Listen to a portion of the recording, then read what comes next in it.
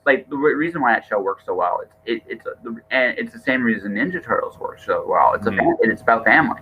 Ultimately, it's about what two brothers will do for each other for love. That both shows have that theme, and they both do it very well. And like I said, personally, the payoff in Brotherhood's better. I think the reason why I agree. I actually agree with that. I think the ending, but the part where I kind of more up in the air about which one's actually a better show is that I think most of the other show is actually better, and that's that's a huge difference because they rushed some things in Brotherhood just because they were in the previous show, and they wouldn't have done it like if you had the beginning of the first show and the end of Brotherhood. I think it'd basically be the perfect show. I mean, if they somehow fit together in a way that made sense, but it's different. It's also the fact that Brotherhood's a quicker show.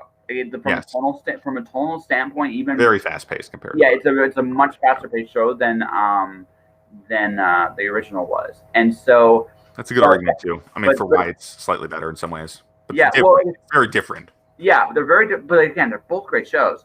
My thing about both shows is I love the fact that they had to improvise, and what they improvised with was pretty good, pretty consistent to what was kind of already there, which I thought was fascinating. It was fascinating. You knew that they knew that she could not finish the books on time. The way there was just so much stuff to Fullmetal Alchemist at the time that you realize that there's just no way. You're just not right. They're not going to catch up. They didn't even reveal all the homunculi, obviously, before. But they could tell. You can tell right away from that show. There's going to be 7 of these characters. Oh yeah. So it's really easy for them to. It was relatively easy to say, okay, we're not going to just say there's 10 of them. We're not just going to stick with the 3 or 4 that we saw so far. We're definitely gonna expand this to include the Bradley. We have because they have a template, which is actually really helpful for that kind of thing. And for adaptation, it was really. I mean, it's helpful telling any story to have kind of a template with where to fit your characters. Yeah, and they had one of those built into the universe. I love the Bradley reveal in both of them. The only difference is in the first one, he's Pride, although also oddly fitting. I like in the second show, Bradley's better. Like Bradley is just. You're like, and partially helped by all the animation bumps that happened during the before the production, because they were made by the same studio. Do you remember that? Yeah. So, and that studio almost never does second seasons of a show, Studio Bones. But they came back and they hit this, and like it's kind of amazing. It kind of speaks to the strength of the source material too, because this studio that's famously picky with what shows they had came back and did it again. I want to interview her, honestly. That she's on my list of people I really want. I really want to interview because it's one of the best stories. I think huge influence on me personally. I mean, I like my book Orphan Mage. I wrote it very much with Fullmetal Alchemist in mind. Yeah. No. And Naruto at the time because I was watching Naruto. But Fullmetal Alchemist was my first. It was my first anime. The 2003 edition was the first anime I ever saw. So did you do a Naruto female ninjutsu transformation and they're just I'm just no it was not there. It's just my series. I mean, obviously I have my own magic system and stuff. Yeah, it was very much like the character was kind of like an Edward Elric in a lot of ways, except he was actually way more lighthearted because he didn't have this dark past. At least he didn't know he did. It's kind of this weird like the character in that he's a young wizard basically, right? He's older than Ed. He's like 20 something. He just graduated from Wizard College or whatever at the start of the book, but he's a life mage.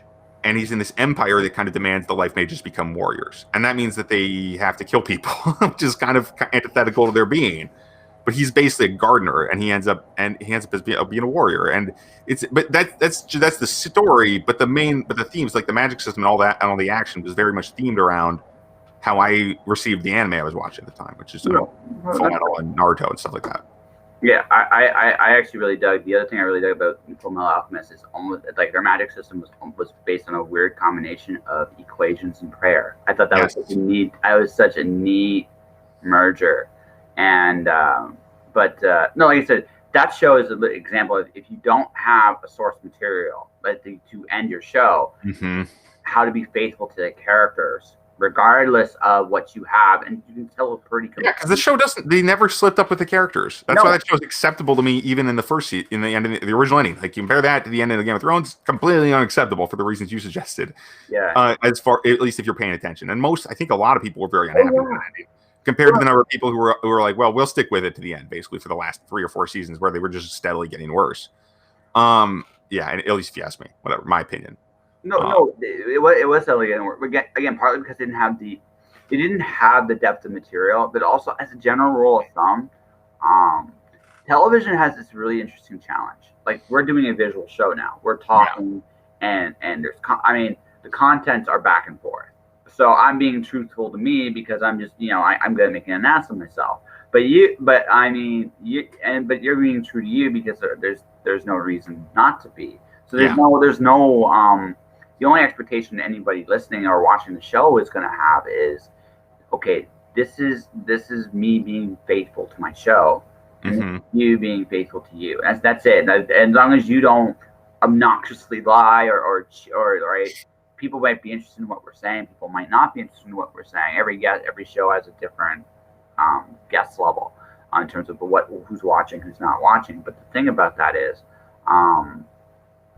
right? The thing about that is, right? That's the thing. Like I'm being true to the show, just based on I'm just following through with my premise. Television has this really interesting temptation because all the stuff's visually there, so you have to tell a story visually with television a lot more. And what tends to happen with a show like Game of Thrones that requires a lot of detail, a lot of really good nuance, especially when you get to seasons 5, 6, 7. Yeah, screw it. People are here, right? Yeah, they kind of phoned it in. I mean, Yeah. it's brutal to say that, but and honestly, it's one of those things. Like I'm pretty thin-skinned when it comes to being a writer, which is honestly one of the reasons I'm being relatively more careful with what I publish now, and I've switched I'm actually changing my process just to be cleaner at the draft and be able to get a cleaner book out there that works better after fewer passes, because I have a hard time doing the right number of passes if I dictate the sloppiest possible thing I can. But anyway, I guess my point here is that it's easy to make a mistake, but the problem is when you have a ton of people behind a show, it feels like there's less of an excuse. It's like you don't have it. These are not a fly-by-night operation. These are not independent authors. They have everything they could want to produce this show. They just no longer want to make the show. That's kind of the feeling I got from the last. And once you get to that point, yeah, you need to walk away from the show. Like, right. Honestly, one or both of them should have probably quit, which is kind of, I mean, because then somebody else could have at least finished the show in a way that was better, perhaps, or at least taken a dice roll on it, because they were just like, I don't care, I'm not trying that hard, and we'll just do the most obvious thing that we can think of in maybe a semi-sloppy way. But that's what television does. I mean, yeah. I think I hated The Big Bang Theory. Me too. Hated it. But the reason why I hated it is that could have been a very smart show. Right. It could have been a very, very smart show. But the reason it wasn't such a smart show is because they used tropes that were older than dirt. Yeah, right? Seriously. And the main characters were people you were supposed to laugh at, not laugh with. It's so bad. As a premise of a show that's like, if you're a geek, if you're like a genuine geek, like I think you and I are, it's not fun to watch. And it's like this show is trying to shove you into a locker, even if you're not, even if that never happened to you in real life, just because you like whatever, comics or science or any of this stuff. It's a bullying show. Well, there's and it's not for people like you and I, to be honest. Well, it's not even for anyone else. Take the laugh track out. No one's laughing. Like no one. It's true. It's true. Right. No one's laughing because it's not good. It's not knocked at the actors, right? I mean, I know a lot of people who watch that show and liked it. Okay, I mean, so it's for somebody.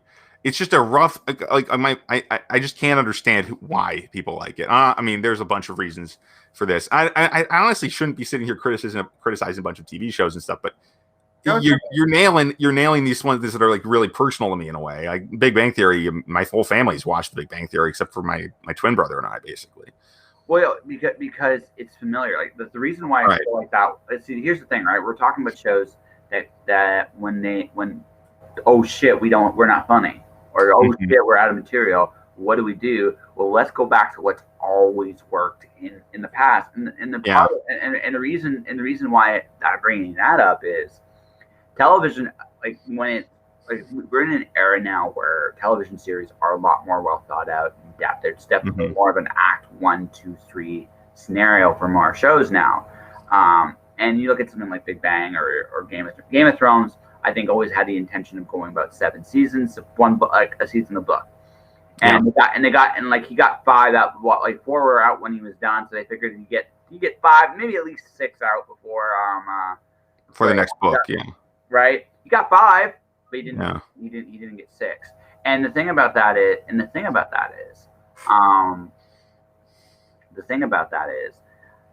he because again now we got, oh crap, we got all this material we've already gone through. Now what do we do? And now you're like, well, we can go back to these tropes. Most shit they didn't really have an act 3. Big Bang Theory doesn't have a comedies never, like, look at sitcoms from like the 80s, right? 90s, early, they're not built with an act 3 in mind. I think for me, the one act that disappointed me the most was How I Met Your Mother, but not for the not for the reasons. That show was a hit, and it was funny, legitimately funny. Yeah, I enjoyed the stuff I've seen of it. Honestly. Yeah, right. I watched a lot, but honestly, it would have been stronger as a 4-season show than an 8-season show, because as a 4-season show, the material was strong. Like if you took all the filler out, right? They had 4 really strong seasons. And sometimes I think, again, the thing about television in particular is the temptation is you have a hit. You have something that people are constantly tuning in to see on the air. Once you get an audience of some kind, some way, somehow, well, the temptation as a creator is, well, I got an audience spellbound. I can keep telling the story. But then you're like, oh crap. Now everyone's looking at me. Yeah. yeah, exactly. Stumbling's okay. I mean, I look at a show I really like, Babylon 5. It stumbles in a couple spots. It just does. It doesn't have a quite perfect arc, but at least there was a plan. Yeah, at least there was. And they also had a lot of obstacles. Like production was rough on that show for a lot of reasons. Oh yeah, no. So it's interesting too, because this is the thing I think with a lot of shows, if you have the big budget, it's tempting. Not like it's going to get made, because that's how most businesses work. The more money is put into something, the more something happens. But you know it's going to get made. When you don't know it's going to get made, what often happens in shows that aren't sure is they end up telling really good stories because they don't have the budget for anything else. They don't have so now you're like, okay, we have to actually tell a good story, because it's the only thing that's going to keep people coming back week in and week out. And television is so cutthroat that that might not always work. So you might as well just go out swinging. And sometimes the best, like, that's why Babylon 5 also just came from that golden age of science fiction where there's just so many good sci-fi shows at the same time. There were a lot of good shows on TV between the 90s and the early 2000s.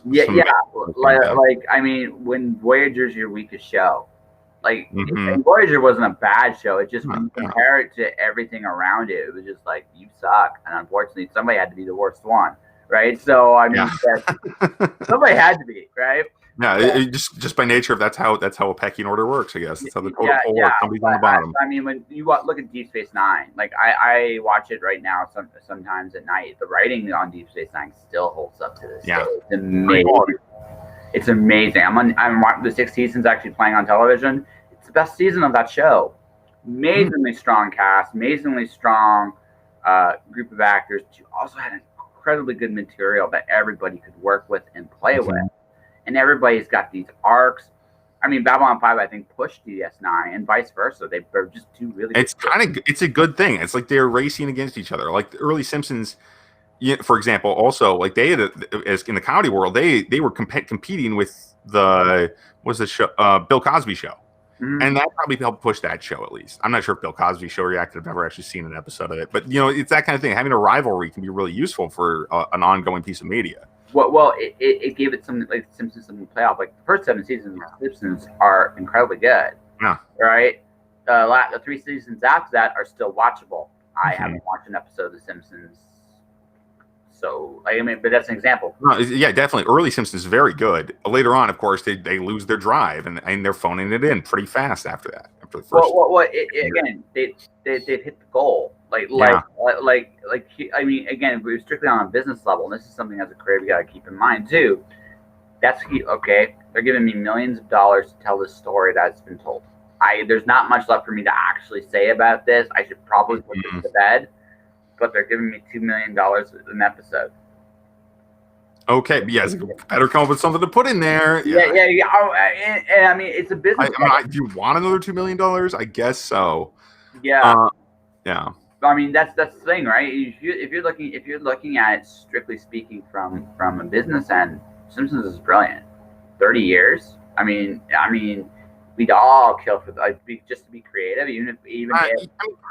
kind of. But then there's also the Star Wars syndrome, where George Lucas didn't really want to be stuck making Star Wars forever. At least this is what I've heard, and that's kind of a sad story if you're one of those people, which I kind of am, honestly. I don't want to be telling the same series in 20 years. I want to be done with it and moving on after maybe 2 or 3 or 5, maybe. Yeah, that's true. But Tim, let me ask you something. If you had the okay, you tell your novel stories, and then someone comes up to you and goes, "Hey, listen, we would really like to make a movie based on it." Well, you'd be telling the story again, but with a different medium, and you do very well, hopefully very well, to tell that story. You do it again, I think. I suppose I would. I mean, I go back over stories. I mean, I like reading my own stories. I'm not saying I wouldn't do it again. But I don't want to. But I don't want to be making sequels. I guess is more specifically what I want to be doing. Yeah, I mean, series in 20 years. A different medium is a different thing completely. I mean, I don't think I'd be a good movie maker, honestly. I mean, I have one film course under my belt, and I wasn't particularly good at that. Yeah. But at the same time, man, like what you're doing, what we're doing as people, as creatives, is we get this opportunity to you're the kind of guy, I think, that just you have your act 1, your act 2, act 3. I got my story in my head.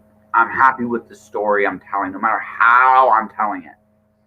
And once I tell my story, I got other voices in my head that go, "Hey Tim, how you doing, buddy?" Yeah, I need somebody.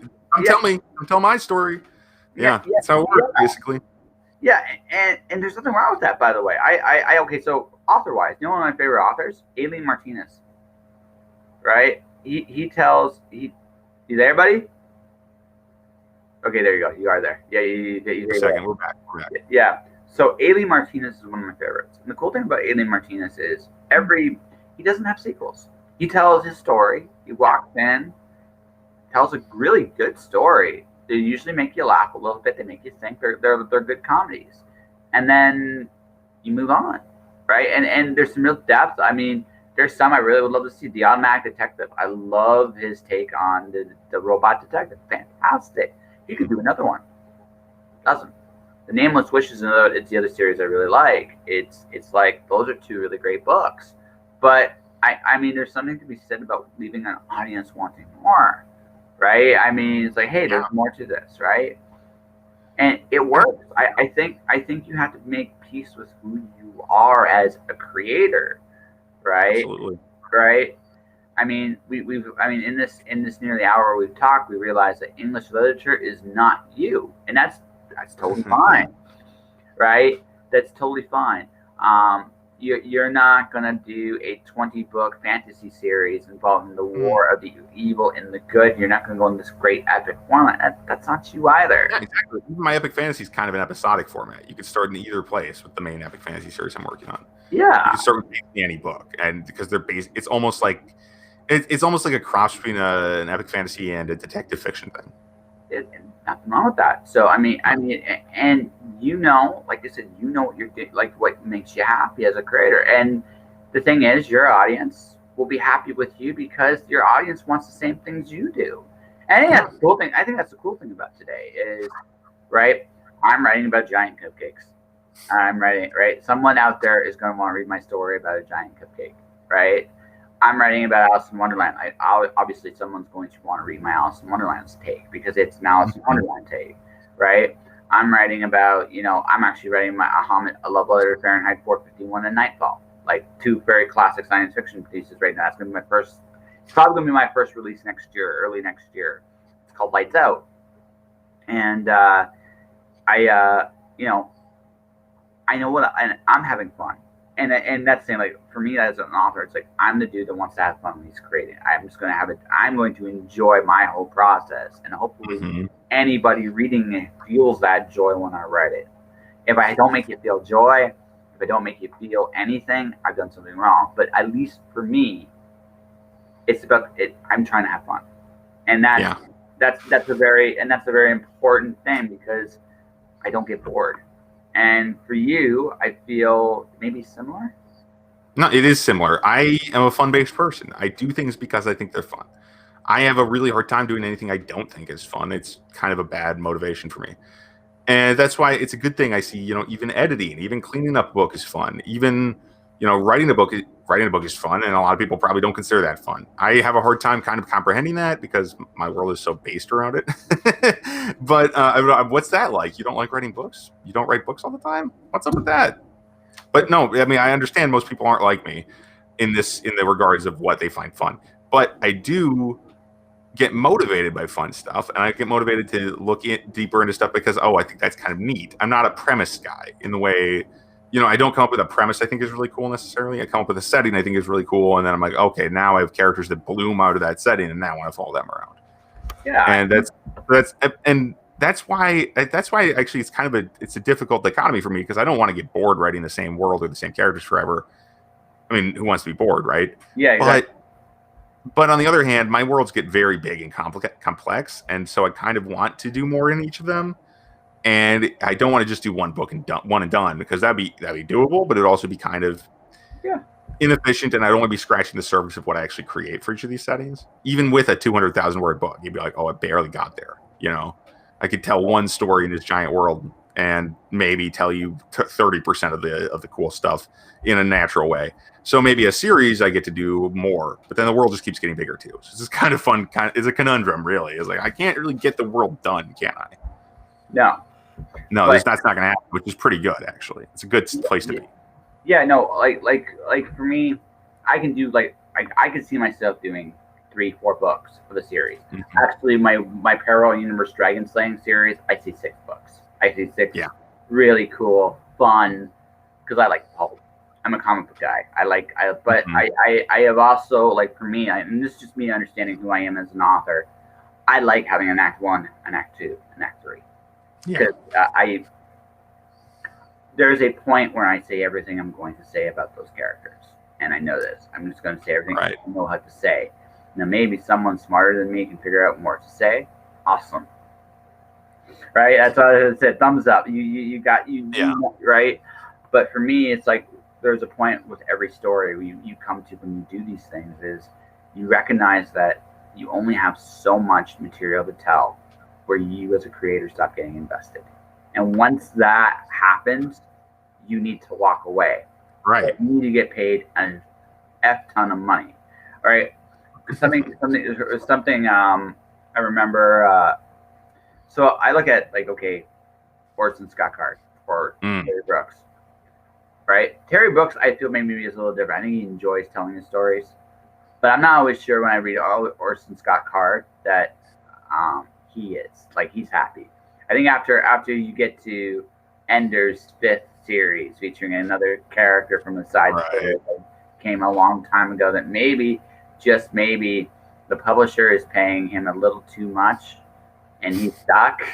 And you're like, he had some very creative series for a long time. I mean, back before Ender kind of became his cash cow. Ender was always the biggest one. Ender's Game, Ender's Shadow. I love Ender's Shadow. It's one of my favorite books still. Yes. And Ender's Game is really good too. I mean, they're similar stories, obviously taking place over the same time frame for the most part.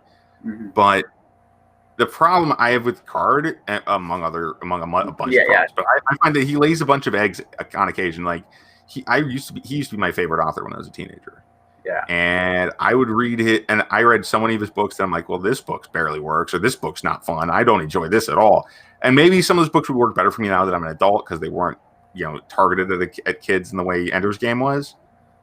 But it's odd to me that, I actually think he seems like a technical guy when it comes to how he crafts books. I have read a couple of his craft books on writing as well, and he seems like he's got this thing he's creative, but he has kind of a circumscribed view of what you create or what makes a good creation.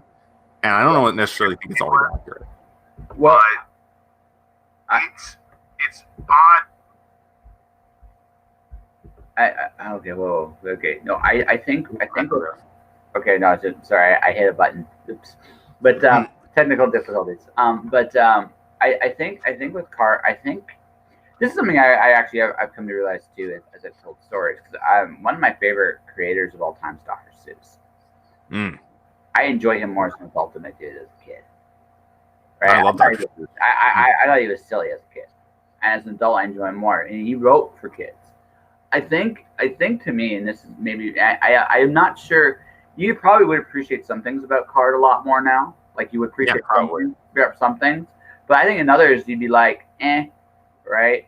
I think to me, his best two books are Ender's Game and Speaker for the Dead.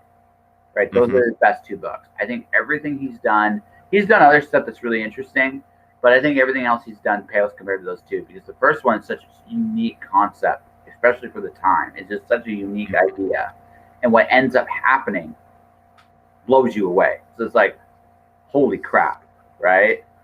The Speaker of the Dead, although is not as good as the first book, it still stands out. It's unique because this is Ender after what he did that. Like, there's something really worth. And it's a completely different story too. It's like one of them is like a pseudo YA because there wasn't really YA back when he wrote it, but it's a pseudo young adult kind of war story or military science fiction kind of thing, and then the other one is completely different. It's more of an inspirational sci-fi story, which is interesting to me. And there's a detective and all that stuff, and like, okay, this is really interesting. Mysteries going on. I like Speaker for the Dead quite a bit in hindsight. I didn't like it much when I read it though, because it was such a weird. Because I read it like right after reading Ender's Game. I was 14 or 15, but I think it's a really good book. I'm just saying, my enjoyment level was a little low because I was too young for it. It was also such a different radical departure from the first book, right? But he's not even really the same character because it's been like 1,000 years. He's a completely different guy than he was as a kid. But that's basically the same man. But he's like, okay, it's been so long, he's barely recognizable, which is cool. Well, but that's what I thought made it so interesting to me. Yeah. Right? Because this is a man that has had a long time. This is the thing that made it so interesting to me. This is a man that had a long time to live with probably one of the most horrifying things ever done. Yeah. Right? You have to make peace with it. And in making peace with it, he became a very different person. And that's why it works, right? Because it makes sense. We all make mistakes that, like, I don't know about you, I've made a shit ton of mistakes. And some of them, I'm sure down the road will bite me in the ass. Some of them maybe not. Who knows? Like, I hope I've learned from them, right? But that doesn't change the fact that, some things I've done have had, negative impact on other people. And I feel like I might have to deal with that down the road. It's just part of life. You're going to make mistakes in this life, no matter how well intentioned you are. And so, and as I'm older, I appreciate that story more simply because that's a very human element. But when you get to genocide and when you get to the rest of his story, you can tell, like, when you get to genocide, it's not really about him. It really is. No, it's not about him. There's really only 2 books about Ender in that whole series. Yeah, and it's the first 2. Everything else, like once he wrote those 2 books, you could kind of tell that there was nothing left for him to say or do or any of that stuff. Right, and he's not even like the main character of Genocide or Speaker for the the last one. Children of the Mind. Yeah, there's nothing. He's not in that story very much. Because there was nothing Carr could say about him anymore. He said everything in the first 2 books. Which is funny because now he's written a bunch of interim Ender's books with basically a different version of Ender from between the 2, between Ender's Game and Speaker for the Dead. And I mean, I don't know. I've never read any of those. Maybe they're good. I kind of bet his craft is still good on those, but I don't know if I would enjoy them. I'm not interested in reading them necessarily. It's been a long time. I'm not. It's one of those things. How can I go back when I've already read 30 Orson Scott Card books and I kind of know a lot of the things he's going to do? Yeah, well, sometimes they can surprise you, but it's true. It's possible. But it's also, and I think ultimately comes down to this: have you said everything you're going to say about a character? Right? Yeah. That's important. Like, are you going to speak and say everything that matters to you? Because if you don't, right? If you truly don't, um, then you got something more you can tell. But once you Yeah. do, like once you get to like for him, it was a 2-book DAC. The Yep. boy And and it's not bad. That's a good number of books, honestly. More yeah, than some characters have in them. yeah. I mean, some characters don't even have one, and people try Yeah, anyway, exactly. right? And so, well, my friend, before we wrap this up, because I always enjoy chatting with you. It's been fun. Yeah, and as a general rule of thumb, I mean, like I said, I wanted to have you on this format. So I'm going to ask this: would you do like yourself down the road? Would you try what I'm doing? A stream online? I would Yeah, love to. I think my internet's not good enough to handle it at this point. I mean, honestly, I think maybe I'm wrong, but I don't feel like. I think my living situation would have to change, and I'd have to upgrade the old router before I could actually try it. Otherwise, I'd be kind of happy to do it. I don't think I'd ever replace my non-live shows with it, though. I would just add it on yeah, top. yeah. That actually that's been the weird challenge for me. Like I had to kind of reinvent my format, right? So I had it wasn't much of a change, right? My Hmm. style works well for streaming. Otherwise, I wouldn't have even thought of even trying this. But it was just, but I still had to make some small changes to the show, and it does feel like a different show now. But I mean, it's the same thing, but it's also very different. Your show, the cool thing about your show is you're the opposite of me in the sense that you have a set, like you use your time. We have 30 minutes to go wherever the hell we want to go. But at the end of Yeah, that 30 minutes, done. Right? bang, it's Yeah. over. Yeah, Yeah, which is nothing wrong with that, by the way. It's a different structure, and like obviously when you're streaming like this, I don't know if you've watched any of my drink and draws, but they tend to they tend to go as long as they damn well please, and that's just it sounds like an adventure, honestly. well, yeah, well. This is the thing, right? Like this was if you do ever decide to do, and this is something maybe to think about going. If you ever do decide to do a visual version of your show, Yeah. I realize that this is a visual. Like this is now visual. As much as this is about listening, this is also visual now. So I thought, well, what like flying terrified me. So I decided that what would be the best way to face my fear in front of an audience. That chorus, right? And Yeah. and but I've also had some really cool guests just come on, like people that do this for a living, and we're just talking and drawing, and it's like illustrators is I think illustration is a very underrated part of literature. Book covers Hmm. have to be amazingly good to draw and entice people in, and I think that dealing with people who communicate visually in a visual way that they're comfortable with is I thought was an ingenious way to incorporate the visual element, right? And Yeah. it made me face my fears. So Exactly. I mean, as somebody who makes my own book covers, and I've gotten fairly good at it. I'm not a visual artist, and I can't really illustrate at all, but I can lay things out in a cool way, and I can get the text to work pretty well most of the time. I've got to say, book cover design is very satisfying. mhm. Just any visual art is very satisfying, and I mean, I also like I make war games models like Warhammer 40,000, that kind of thing.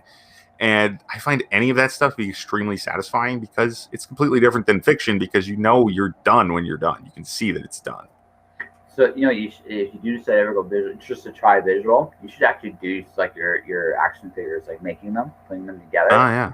That I'm just it's if you ever do it, that On would be, stream or something. Yeah, yeah. yeah, that would be a really cool way. Like that'd be really cool. Like Oh, that's a good idea. I mean, like I have so many models to put together still. It's impossible to build them all because I'm kind of a plastic pig when it comes to making to getting more of them. It's brutal, but it's also really fun. And I mean, and the most fun I have with these models is honestly putting them together. So that's a great idea, Joe. well, no, Yeah. like I said, it's a suggestion. Like I'm not like don't change your formula of what works for you, I mean, but I could do a YouTube show or something for it. I yeah, know no, that's pretty it'd be pretty totally big these days. it just explores a different passion for you, right? And Yeah. that would be like if you do decide to do it, I do like your half-hour shows. Maybe sometime next year I'll come back on yours. You got the Oh, you no problem. Whatever you want. woohoo! We'll have to but I think we have a pretty good interview here. What do you think, sir? I think it's good. Yeah. Yeah. And I didn't say anything incriminating. No, not yet. You want to end on that? What incriminating thing you want? Yeah. I sometimes make words up and they don't even make sense. That's my Sweet. incriminating information. So here, high five. The Demolition Man style. Yoink, yoink. Jeez, I can't do it. I don't know where the camera is. There we go. High five. Yeah. High five. Yeah. That's the distance high five. That's I call it Demolition Man high five because it's the first time I ever saw it, and I thought, "What the hell is that?" And yeah, 20. Yeah, one of my friends from college, fellow English major, would go do this, like the wave, like the wave is like this. Yeah. Okay. It looks like you're trying to smother somebody from a distance. It doesn't work so well. I mean, at that, it's a fun wave. Yeah. Yeah. And Abominable Snowman, Elmira references aside. Well, what's coming up for you, man? Well, I've got some re-releases coming up actually. Immediately, Demon Scroll and Shadow Prince, which are both revised editions are coming out because both those books were kind of rough. And then hopefully by the end of January, Well Country, which is book 3 in this epic fantasy series, is going to be out. That's all in the Demon Hunter series. And then after that, and I do have a pre-order up though for my second Forces of Empire book, which is a completely different series, completely different genre. It's science fiction, space opera. And that's finally getting a sequel in April, and that's called Science of War, and that's up on Amazon right now for pre-order in ebook only, of course, because you can't. I still don't. I don't want to risk putting up the print book for pre-order, even if I could, because making print books is a different challenge than making ebooks. Let me tell you. Well, so actually, I'll end up just talking about some of my incriminating plans for next year. So I'm playing with Kickstarter with book releases next year. I think honestly, especially as an author, there's a lot of untapped potential in Kickstarter. The one advantage I do have over maybe anyone just getting into Kickstarter is the following. I know people. Mm-hmm. I know lots of people. And we got people. Josh has got people. I got lots of peeps. But I also have an idea, like I've seen someone watching someone like Russell Nolde or watching my comic book malls, putting together the books. I look at what I really like about that, and I look at what I really don't. I think one of the big secrets, and I like what you're doing with the pre-order, that you're doing a pre-order for your books early. That's actually, I think, a really good idea. I think also, though, that as authors, we tend to fail to advertise that appropriately. Like, yes. Hey, Tim, you got great books and you're awesome, and you need to say it because you look the ass off on them. And that's something I think something we take for granted is I mean, yeah, you love what you do, right? But you're also having fun. You're having fun with it, but it's also work. You're putting in the hours. And you need to make the scratch somehow, right? Yeah. gotta get that out there. Got get people to read it. You know, that's important. Yeah, it really, really is. So I'm just saying, so for me, when I start doing Kickstarters, which will be when my next novel's done, when actual next novel's done, we'll be like, you know what? I'm kickstarting the print edition. Fuck it, right? And that's a good idea. Yeah. Yeah, I'll kickstart the print editions, and I'll have the digital done. So it's like one of those situations where I'll build my little corner of the universe up that way. I also have this stream, which I'm almost halfway to being an affiliate on Twitch. Yeah. Not bad. Already. Nice. Yeah, almost. Week 4, I think if this works like it's been going, by the time I get to the end of January, this podcast will actually be in a position where I can go, please give me money for this. No, I mean, I make money right away, but that's where I'm at. It's not actually that far away. So we're talking about making money with this. That's why I'm streaming every day too. It builds an audience and it builds an expectation. What I'm deciding is, do I do this at noon or do I do this at night? My tendency, I think, is going to go night. I think in the long run. But I don't mind. Like I said, I don't mind meeting people when they're available too. So there's a bit of a random. I could do a night sometime. It's no big deal. Especially you're on Eastern time, so you're ahead of me. I probably could be up for one of these late if you ever want to have me back. Oh, hey, listen, man. I here's the cool thing, because I'm doing 5 of these a week. I can bring you back sooner now.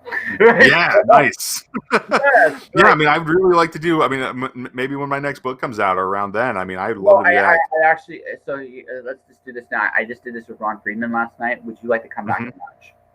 Would you like to come back in March? Yes. Oh, yes.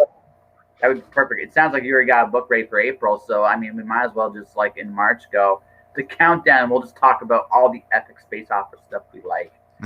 Right. Yes. Yeah, right. We'll do that. Does that sound like a plan, good sir? Sounds like a plan to me. All right. Yeah, kick ass. Then in that case, then what we need to do, I wrap this bad boy up. Mention your books, mention your podcast, mention where people can find you, and then I'll do the magical wrap up. Sure, you can find me at mentalcellularpublications.com or timniederwriter.com. That's Tim, Tim, Need, Writer. So Tim Niederriter. That's how you say my name, but it's also how you spell my website.com.